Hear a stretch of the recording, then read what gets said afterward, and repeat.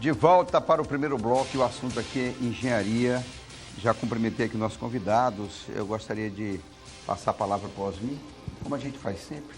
Ou é mais na área política que você gosta de entrar logo disso? Não, eu acho que você deveria começar pelo Narciso, que é engenheiro.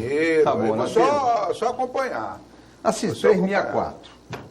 Vamos começar pela 364, que é um assunto quente, porque essa rodovia a gente vê tantas críticas, e o Jorge Viana, que é engenheiro florestal, e foi governador por 2 mandatos, ele disse o seguinte, que uma estrada como essa, e qualquer uma, sempre vai exigir um custo muito alto de manutenção. Não, eu acho que a presença da presidente do CREA, da doutora Carmina e do Furtado aqui,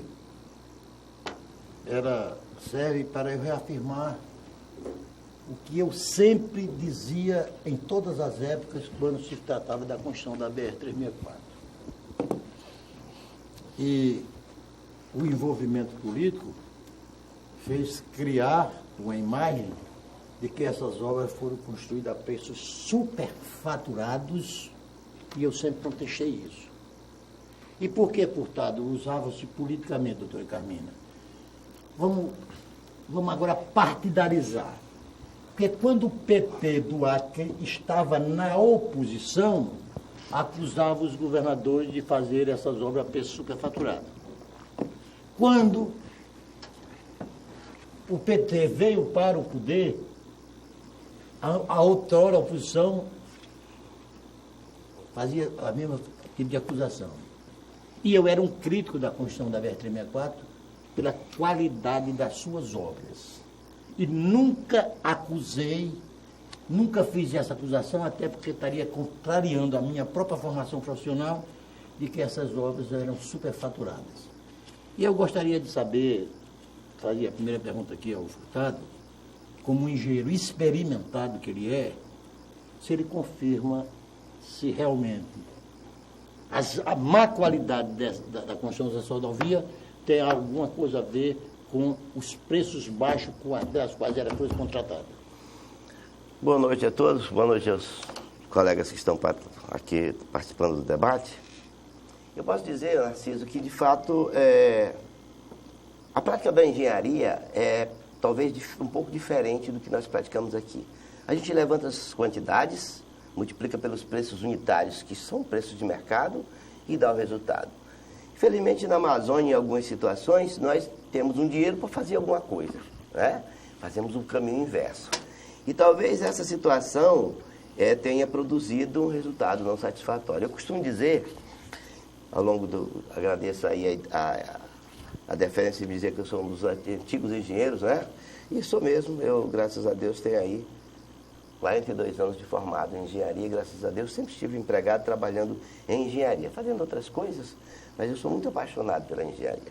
De tal maneira que meu depoimento sobre a engenharia é cheio de paixão, mas isento de nenhuma fora de impregnação qualquer conotação política. De tal maneira que os resultados não foram bons, porque o que é caro é o que não deu certo, não é? Então, eu não concordo com a ideia do superfaturamento, de falar em superfaturamento, porque você não pode concordar e o mundo... Mas o que é que tu quis explicar com esse o que é caro e o que não deu certo? Explica melhor isso, para não confundir a cabeça do nosso telespectador com essa filosofia.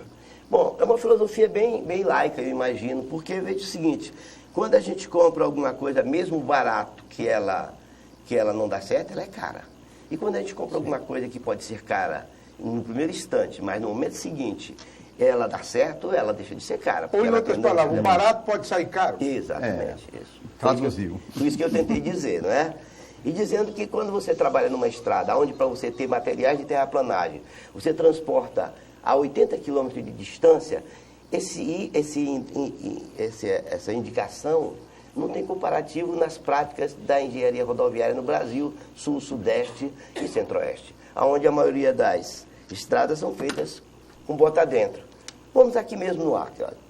Você vai no rumo de Sena Madureira, no Vale do Juruá, e vai no Vale do Acre. Você indo de Rio Branco para Brasileia, você faz muito parte dessa terraplanagem com bota dentro, um material de excelente qualidade. Você coloca o material, tira da beira da estrada.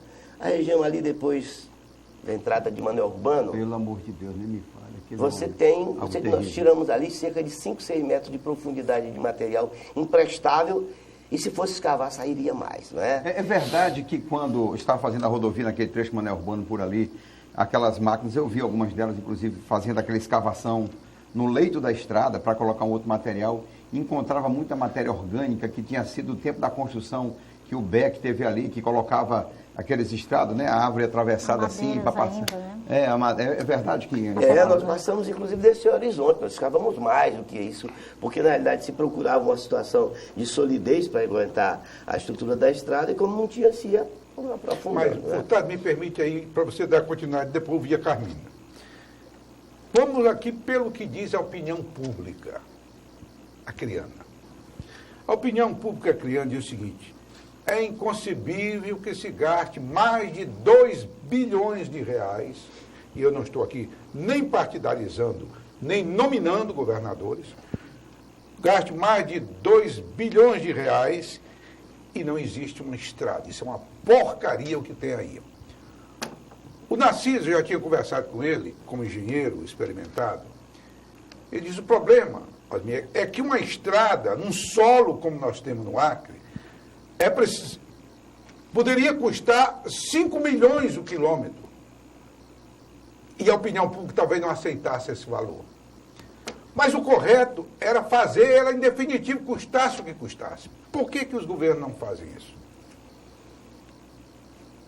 Pode falar, Carmina. Eu queria, o que tu acha que... doutora Carmina, eu Eu quero acho que só essa- fazer uma extensão à pergunta dele. Ok. Qual é o papel do CREA instituição, por exemplo, na construção de uma rodovia como a 364, a 17? Na realidade, o papel do CREA não cabe bem a avaliar custo de obra ou valores.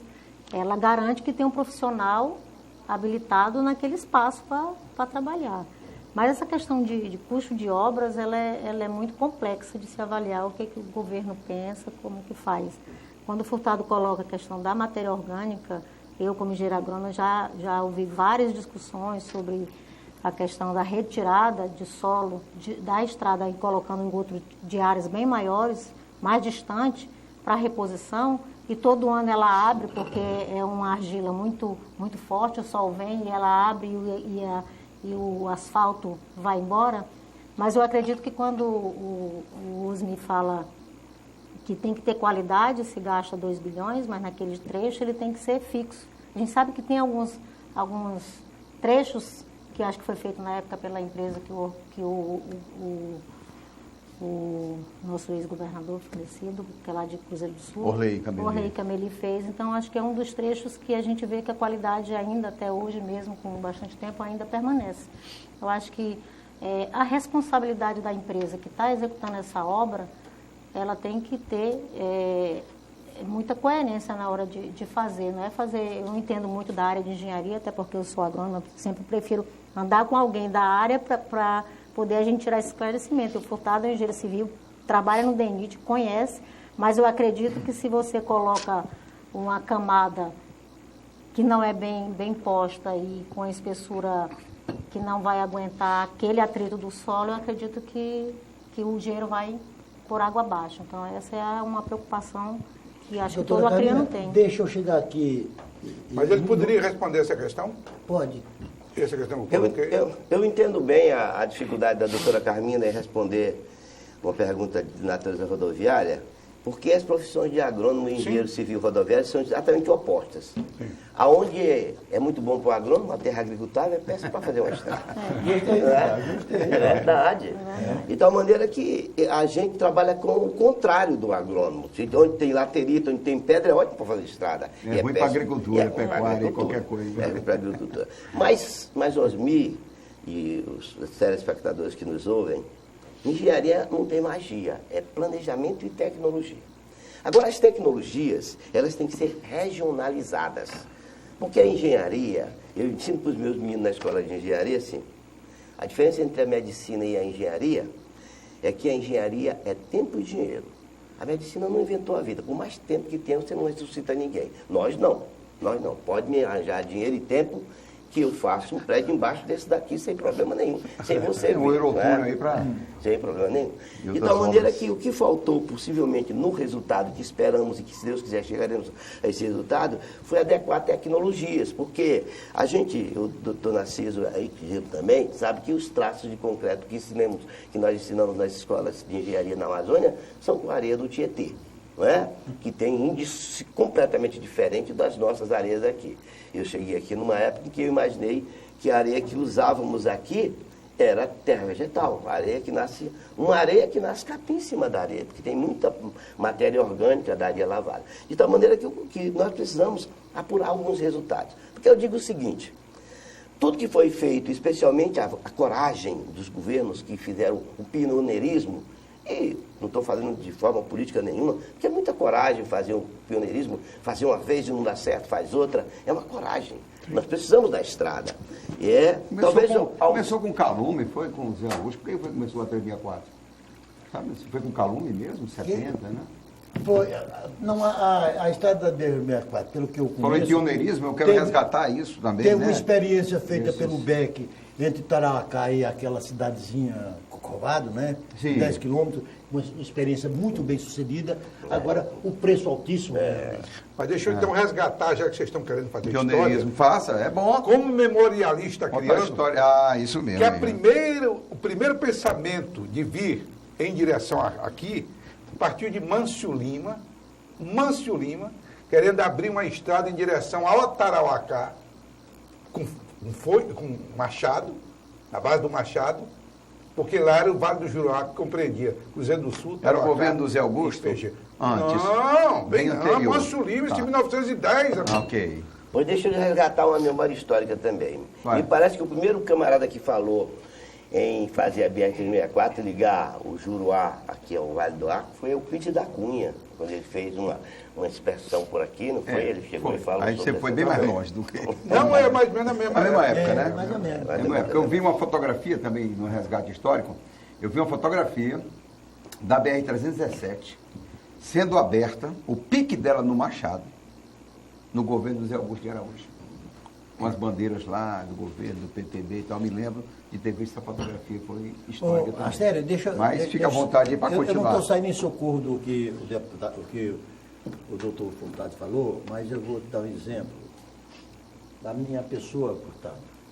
Muitas vezes eu sou procurado por pessoas, a atividade política me levou a me misturar com toda a classe social do Acre.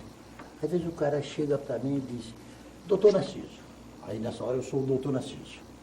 O político é seu Narciso, é Narciso.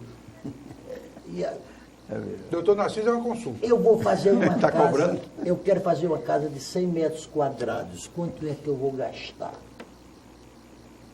Eu digo, depende. Você pode gastar 20 mil reais e pode gastar 1 milhão de reais. Ou até mais, né? Ou até mais, depende da especificação.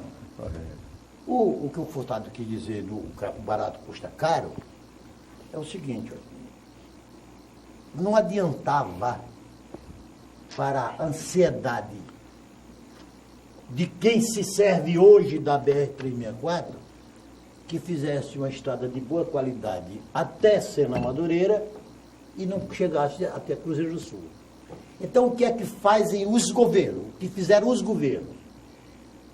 O recurso só dava para fazer 100 quilômetros de estrada, para fazer tecnicamente perfeita e correta, segundo todas as normas técnicas. Aí ele diz, então, baixa a qualidade, espicha a quantidade. Aí o resultado é esse que está aí. Esse No desastre. caso do CREA, doutora Carlinda, eu queria fazer uma pergunta. O CREA não é consultado ou não se envolve diretamente, a senhora abordou essa questão agora há pouco, não tem que autorizar nada, não tem que participar de nada, Não. é só Quando- os engenheiros que estão lá, que são membros da instituição. O que se exige é que quando vai se fazer o processo licitatório para contratar a empresa, tenha no seu quadro técnico profissional habilitado para aquela obra. Né? Agora, E tem me a diga uma RT coisa. disso. Então, Quais esse é o são os papel. principais problemas na área de engenharia civil e também na área de engenharia agronômica?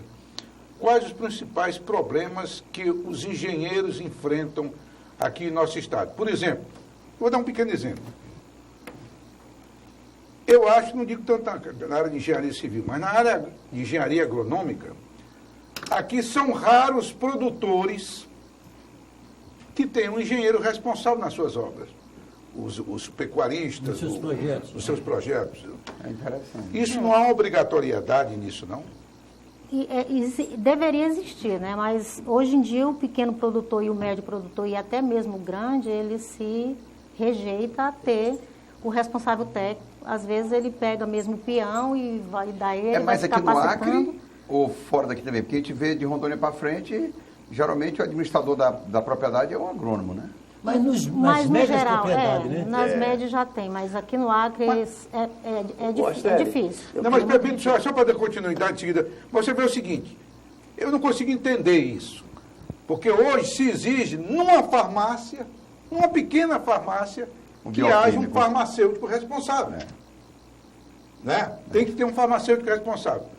Como é que numa obra de médio porte, eu não diria de grande, mesmo de médio porte, não tenha o agrônomo responsável? Porque na farmácia, o cara que compra o remédio, ele não abre o remédio para ver o que está dentro. A casa construída pelo engenheiro, alguém vai ver como está dentro. Todo mundo é um pouco de engenheiro. Eu e o doutor Narciso conseguimos trabalhar junto durante um tempo aqui, fazendo uma obra, e a palpitaria que surgia, tá certo? Todo mundo fazia de uma forma diferente. Nós fazíamos uma obra de saneamento básico, onde a coleta de água pluvial são diâmetros maiores. E os esgotos sanitários são ambos diâmetros menores. As pessoas não confundiam uma coisa com outra. É tanto que ainda se joga muita água pluvial, água da chuva, e joga na rede de esgoto, entope, faz uma porção de coisa. O conhecimento laico de uma farmácia é diferente do conhecimento laico da engenharia, onde todo mundo topa e faz alguma coisa parecida com tal. E diga-se Mas mais, ele faz substituindo o próprio engenheiro, você acha? Pois é, na vida é mais ou menos assim, ainda não é? Ainda se faz. A diferença entre capacidade e qualidade e qualificação é que capacidade, olha, uma formiga sobe naquela parede ali, mas ela não sabe explicar como é que ela sobe. O capacitado foi habilitado pelo Estado para fazer alguma coisa e sabe explicar o que fez. Qualquer pedreiro ou mestre de obra reproduz alguma coisa que ele viu fazer sem saber a essência daquilo. E a necessidade de uma habitação é extremamente forte. Então, talvez isso seja uma coisa que, sob o ponto de vista comum, senso comum, embaralhe um pouco o entendimento dessa situação. Mas se eu queria concluir aquela coisa da estrada, que eu não terminei, dizer o seguinte, que nós estamos agora cuidando de novo de fazer um novo serviço da BR-364. Sobre isso, só uma pausa para o intervalo, a gente já volta e você está com a palavra, tá bom? Vamos ao intervalo comercial, fim do primeiro bloco, voltamos já já.